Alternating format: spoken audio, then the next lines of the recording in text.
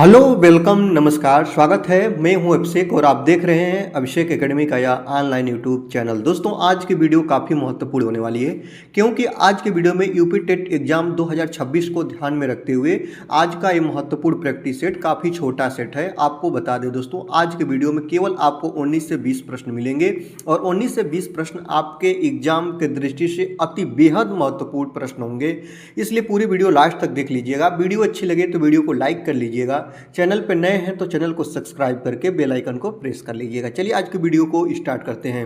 आज की वीडियो का सर्वप्रथम पहला प्रश्न है कि जल है, जो आप लोग देख रहे हैं जल जिसको वाटर बोलते हैं, ये क्या है? ये मिश्रण है कि यौगिक है कि आपका तत्व है कि कोई नहीं? याद रखेंगे जो तत्व होते हैं ना वह केवल एक ही मॉलिक्यूल से बने होते हैं, उनको हम लोग तत्व बोलते हैं। आप लोगों ने पढ़ा है, ठीक है।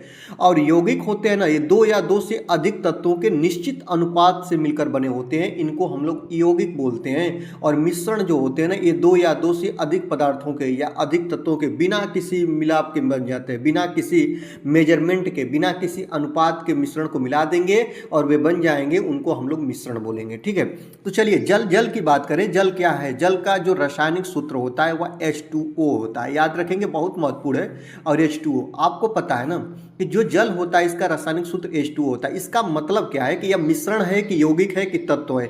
अगर तत्व होता तो केवल एक मॉलिक्यूल होते, एक परमाणु होते, तत्व तो है नहीं, कोई नहीं के साथ हम जाएंगे नहीं, क्योंकि इसमें से आपको पता भी है कि जो जल होता है या तो मिश्रण होता है या तो यौगिक होता है। अब है क्या, आप बताइएगा। मिश्रण में होता क्या है? एक से अधिक तत्वों को या एक से अधिक पदार्थों को एक निश्चित अनुपात में नहीं, एक से अधिक किसी भी अनुपात में मिला देने से जिस पदार्थ का निर्माण होता है उसको हम लोग मिश्रण कहते हैं। लेकिन ये जल है, जल का निर्माण हाइड्रोजन और प्लस के ऑक्सीजन से हुआ है। याद रखेंगे, हाइड्रोजन और ऑक्सीजन के मेल से जल बना है और निश्चित अनुपात में मिलकर बना है, इसलिए इसको हम लोग क्या बोलेंगे प्यारे? इसको हम लोग बोलेंगे यौगिक, कंपाउंड बोलेंगे। क्यों बोलेंगे? आपको पता है ना, हाइड्रोजन के 2 मॉलिक्यूल और ऑक्सीजन के 1 मॉलिक्यूल का जो अनुपात होता है, इसको मिलाने पे जो चीज बनता है उसका नाम हम लोग बोलते हैं जल है। याद रखेंगे, हाइड्रोजन के 2 मॉलिक्यूल और ऑक्सीजन का 1 मॉलिक्यूल आपस में मिलाने से जिस पदार्थ का, जिस कंपाउंड का, जिस यौगिक का निर्माण होता है उसको हम लोग क्या बोलते हैं प्यारे? जल बोलते हैं। ये इंपॉर्टेंट है। हाइड्रोजन और ऑक्सीजन के जो मिश्रण होता है इसका अनुपात कितना होता है? तो 2 संबंधी 1 का होता है। याद रखेंगे, यह इनके यौगिकों का अनुपात होता है। लेकिन अगर पूछे भार में, यहीं पे पूछे हाइड्रोजन और ऑक्सीजन का भार का अनुपात कितना होता है, तो भार का अनुपात पूछे तो तुरंत बताइएगा, भार का अनुपात 1 संबंधी 8 का होता है। ये आपके लिए बहुत महत्वपूर्ण है। और इसके यौगिक का अनुपात अगर पूछे तो 2 संबंधी 1 का होता है, ठीक ना। चलिए आगे अब हम चलते हैं। यहाँ पे हम देखते हैं शुद्ध जल का पीएच मान होता है। शुद्ध जल का जो पीएच मान होता है आपको पता है ना, वर्षा का जल शुद्ध जल होता है, इसका पीएच मान कितना होता है? तो शुद्ध जल का पीएच मान होता है आपका 7। याद रखेंगे, एक बात बना है कि पीएच पैमाना देने वाले जो महान वैज्ञानिक है उनका क्या नाम है? तो पीएच पैमाना देने वाले जो वैज्ञानिक है उनका नाम है दोस्तों सारेंसन। सारेंसन के द्वारा यह पीएच पैमाना दिया गया था। उनका कहना था, आप लोग इसको ध्यान से थोड़ा देख लीजिए, अगर ये 7 हुआ, ये आपका 0 हुआ, ठीक, इधर आपका 14 हुआ। अगर इधर 1 2 3 4 5 6 तक है तो यह बिलियन का पीएच मान अगर 6 तक है तो बिलियन क्या होगा? अम्लीय होगा। 6.9 तक भी है तो बिलियन अम्लीय होगा। लेकिन 7 है तो बिलियन क्या होगा? उदासीन होगा। और 7 से ऊपर है, 14 तक है, मतलब कि आप लोग देखिएगा, अगर 7 से 7.1 से लेकर आपका 14 तक है तो बिलियन क्या होगा? बिलियन आपका क्षारीय होगा। याद रखेंगे, क्या होगा दोस्तों? क्षारीय होगा। तो शुद्ध जल का पीएच मान क्या होता है? 7 होता है। तो बिलियन शुद्ध जल क्या होता है? आपसे कोई पूछे तो तुरंत बता दीजिएगा, उदासीन होता है। ऑप्शन नंबर बी को लॉक करके आगे बढ़ चलते हैं। देखेंगे शुद्ध जल विद्युत का होता है। आपको यही बताना है, शुद्ध जल विद्युत का क्या होता है आपको पता होना चाहिए। शुद्ध जल का पीएच मान 7 होता है। क्या होता है प्यारे? 7 होता है। अगर पीएच मान 7 होता है तो जिस भी बिलियन का पीएच मान अगर आप 7 कर दीजिएगा तो बिलियन उदासीन होगा, ना बिलियन अम्लीय होगा, ना बिलियन क्षारीय होगा। तो क्या होगा दोस्तों? आपका कुचालक होगा। इसके अंदर विद्युत धारा का प्रवाह नहीं होगा। याद रखेंगे, इसके अंदर उष्मा का प्रवाह नहीं होगा। इसके अंदर जो मुक्त इलेक्ट्रॉन होते हैं, फ्री इलेक्ट्रॉन होते हैं, इनकी संख्या नहीं होती है। याद रखेंगे, ऑप्शन नंबर बी को लॉक कर लीजिएगा। चलिए अब अगला को देखते हैं। 4 डिग्री सेल्सियस पर जल का घनत्व और आयतन क्रमशः होता है। क्या होता है दोस्तों? तो याद रखेंगे 4 डिग्री सेल्सियस पर जल का घनत्व क्या होता है दोस्तों? अधिकतम होता है। और आयतन क्या होता है दोस्तों? न्यूनतम होता है। आपको पता होना चाहिए कि 4 डिग्री सेल्सियस पर पानी का घनत्व, जिसको इंग्लिश में डेंसिटी बोलते हैं, अधिकतम होता है, जबकि इसका घनत्व अधिकतम होता है तो समान द्रव्यमान के कारण इसका जो आयतन होता है वह दोस्तों क्या होता है? वह न्यूनतम होता है। आपको पता है ना, डेंसिटी इक्वल टू मास अपान के वॉल्यूम के। तो याद रखेंगे। तो जो 4 डिग्री सेल्सियस पर घनत्व क्या होता है? घनत्व आपका अधिकतम होता है और आयतन जो होता है दोस्तों वो न्यूनतम होता है। ऑप्शन नंबर ए आपका बिल्कुल बिल्कुल करेक्ट आंसर हो जाएगा। बहुत बहुत याद रखेंगे, वेरी वेरी इंपॉर्टेंट ये प्रश्न है, इसको आप बिल्कुल याद रखिएगा क्योंकि ऐसे प्रश्न आपके एग्जाम में बने हुए हैं और बन भी सकते हैं। चलिए, आपसे पुनः एक बार रिक्वेस्ट कर ले रहे हैं कि अगर वीडियो में अभी तक आप नए हैं, लाइक नहीं किया है दोस्तों, तो वीडियो को जरूर से जरूर लाइक करिएगा। चैनल पर नए हैं तो चैनल को सब्सक्राइब करके बेल आइकन को प्रेस कर लीजिएगा और अपने दोस्तों को इस वीडियो को शेयर करके हमारे साथ साथ उनकी भी मदद कर दीजिएगा। चलिए आगे चलते हैं।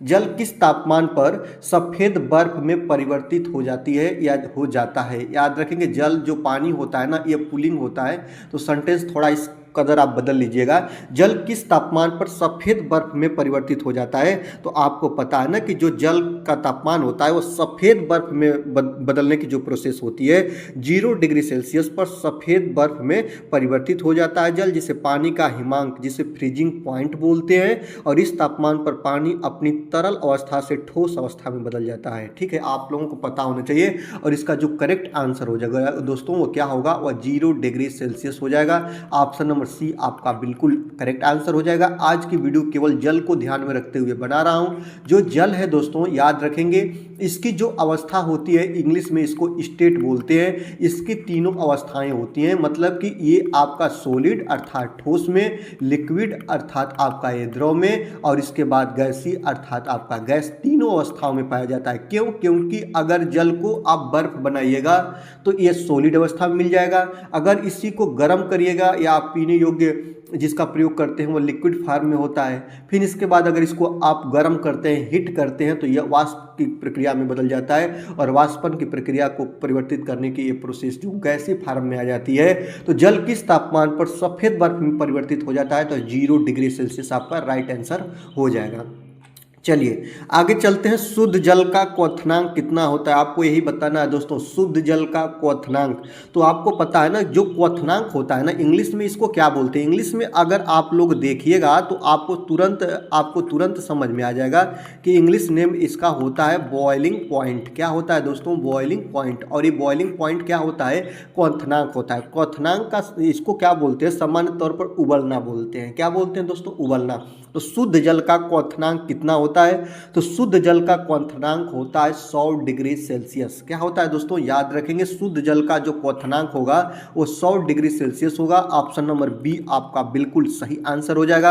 अगर यही आपका केल्विन में पूछे तो 373 केल्विन इसका जो शुद्ध जल का क्वथनांक होता है वो होता है। इंपॉर्टेंट है आपके लिए, इसको याद रखिएगा।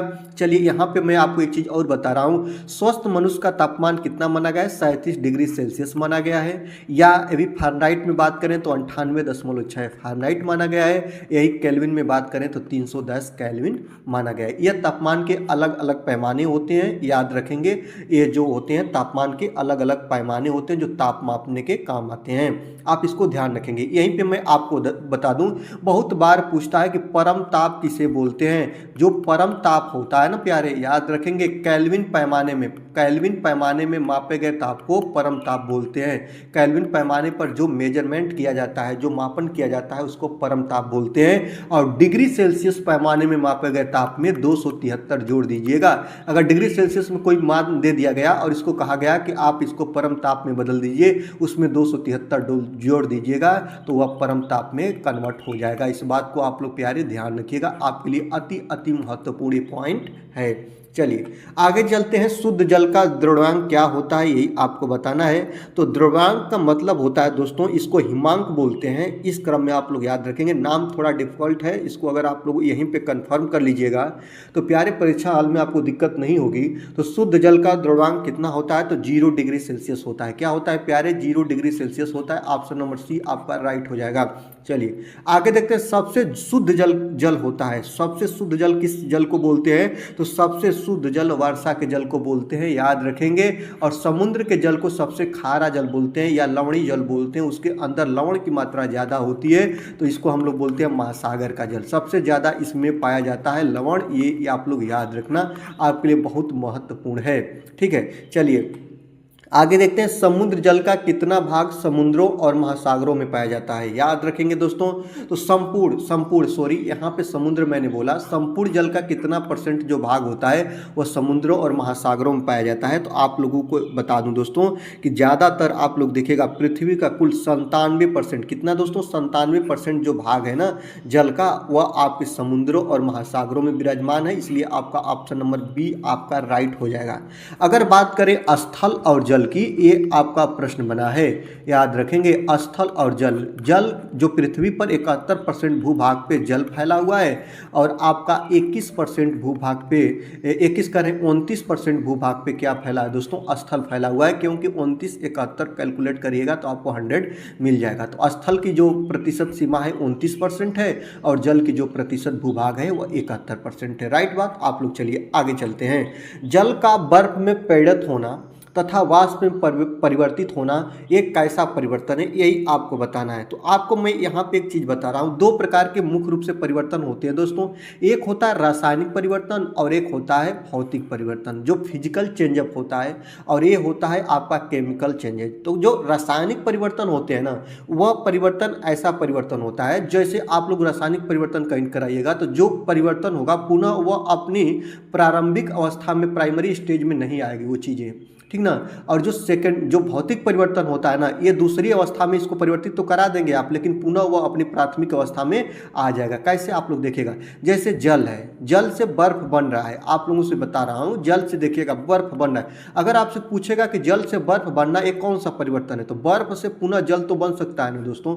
तो यह अपनी प्रारंभिक अवस्था को पुनः प्राप्त कर सकता है। जब प्रारंभिक अवस्था को पुनः प्राप्त कर सकता है तो यह भौतिक परिवर्तन होगा। इसमें जो अवस्था का परिवर्तन तो हो जाता है, लेकिन जो वस्तुएं परिवर्तित होती हैं ये पुनः अपनी प्रारंभिक अवस्था में आ सकती हैं। लेकिन रासायनिक परिवर्तन में ऐसा नहीं होता है प्यारे। इसमें क्या है, जैसे मान लीजिए आपने लकड़ी को जला दिया, याद रखेंगे, लकड़ी को मैंने जला दिया, तो क्या लकड़ी को आप जला देंगे तो जलाने के बाद जो राख मिलेगा, राख को पुनः आप लकड़ी में कन्वर्ट कर पाएंगे प्यारे, नहीं कर पाएंगे, और एक प्रोसेस नहीं हो पाएगा। तो इसको रासायनिक परिवर्तन बोलते हैं। जैसे बहुत ज़्यादा पूछता है, दूध से दही बनना, ये कौन सा परिवर्तन का एग्जाम्पल है। दूध से दही बन सकता है, लेकिन क्या दही से पुनः दूध आप बना सकते हैं, नहीं। तो जब दही से दूध आप नहीं कन्वर्ट कर सकते तो ये रासायनिक परिवर्तन है। भौतिक परिवर्तन आप लोग देख ही रहे हो। तो जल का बर्फ में पैडत होना, वाष्प में परिवर्तित होना कैसा परिवर्तन है, तो दोस्तों आप लोगों को पता है कि जल से बर्फ बनेगा, बर्फ से वाष्प और वाष्प से जल, जल से बर्फ, एक कंडीशन चलती रहेगी, याद रखेंगे। ये आपका ये क्रियाएं जो होती हैं ये आपका एक रूप से दूसरे रूप में चलती रहेगी, तो यह आपका भौतिक परिवर्तन कहलाएगा। ऑप्शन नंबर बी आपका राइट हो जाएगा। चलिए आगे चलते हैं दोस्तों। ऐसा शुद्ध बर्फ जिसमें रोगाणु नहीं होते हैं और जो लगभग 2000 से 3000 वर्ष पुरानी होती हैं, वे क्या कहलाती हैं, उस बर्फ का नाम बताना है। तो याद रखेंगे, एक प्रकार की ऐसी बर्फ होती है जो ग्लेशियरों या बर्फ की चादरों में पाई जाती है। यह अत्यधिक संकुचित होती है, इसमें हवा के बुलबुले नहीं होते हैं, जिससे यह नीले दिखाई देती है। इस बर्फ का नाम है दोस्तों ब्लू आइस। याद रखेंगे, ब्लू आइस, इसमें रोगाणु नहीं होते हैं। ऑप्शन नंबर बी आपका बिल्कुल सही आंसर हो जाएगा, इसमें रोगाणु नहीं होते। ये प्रश्न आपका बना हुआ है केबीएस में, याद रखेंगे। तो ऑप्शन नंबर बी को आप लोग प्यारे राइट कर लीजिएगा। चलिए आगे चलते हैं। केतली में जल उबालने पर उसकी आंतरिक परत में सफेद रंग की परत जम जाती है, यह परत क्या होती है, यही आपको बताना है दोस्तों।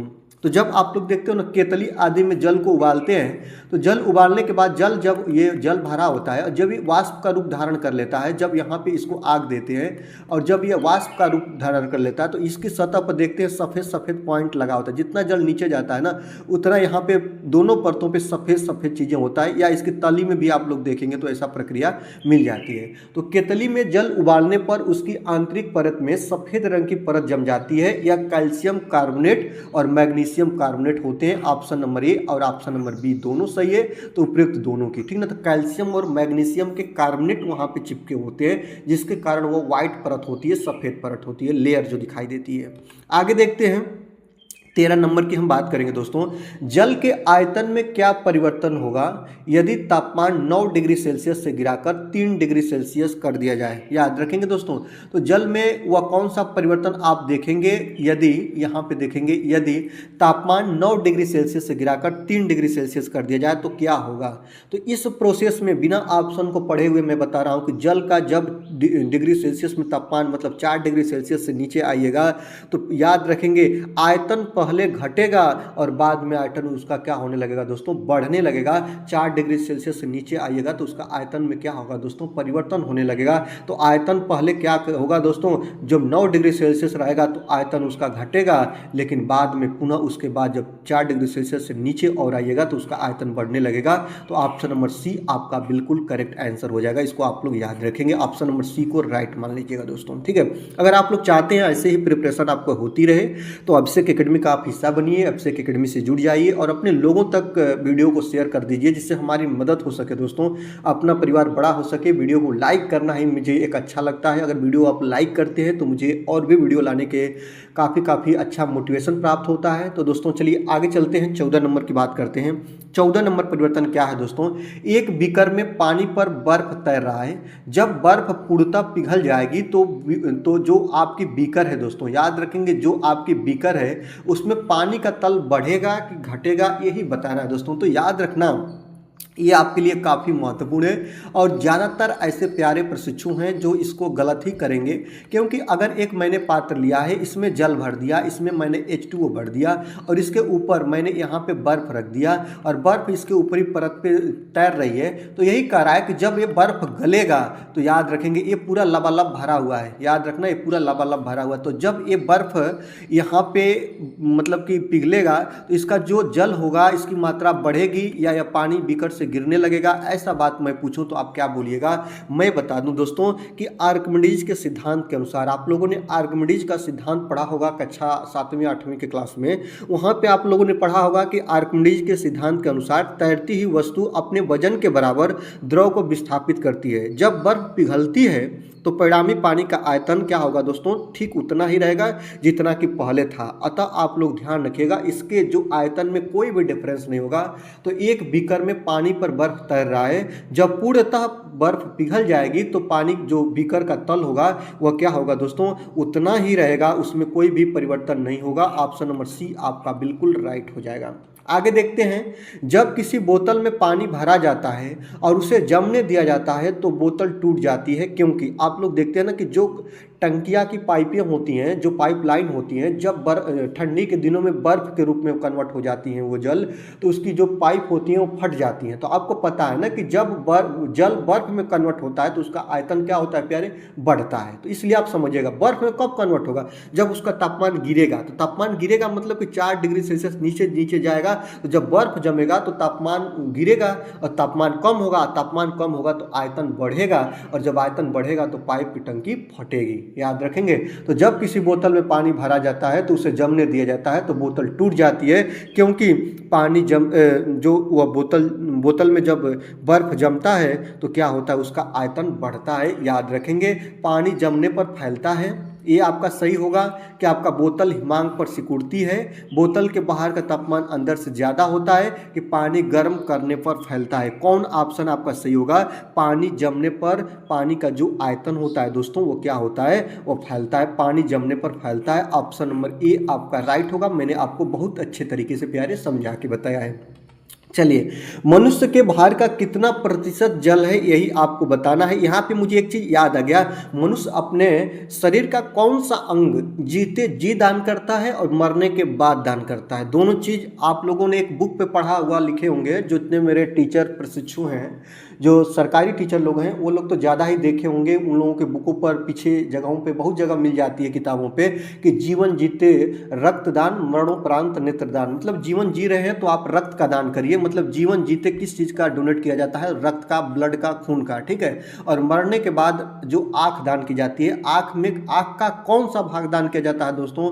तो याद रखना, मरने के बाद कार्निया को दान किया जाता है। मतलब समझ लीजिए, जीवन जीते हैं तभी भी आप जिंदगी को किसी की बचा रहे हैं, मरने के बाद भी आप किसी की जिंदगी को बचा सकते हो दोस्तों, सेव कर सकते हो।